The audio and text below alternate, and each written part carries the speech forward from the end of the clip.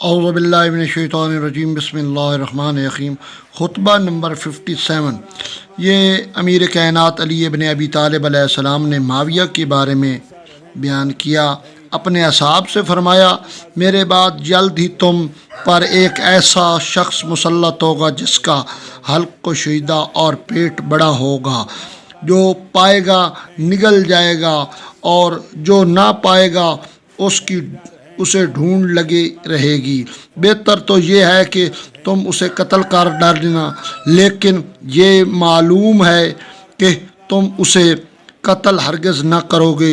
وہ تمہیں حکم دے گا کہ مجھے برا کہو اور مجھ سے بیزاری کا اظہار کرو۔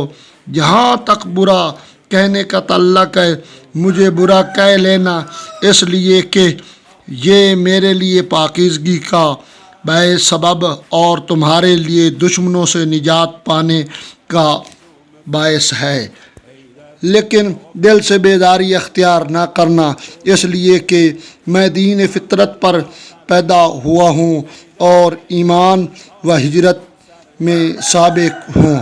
اللہم صلی علی محمد و آل محمد۔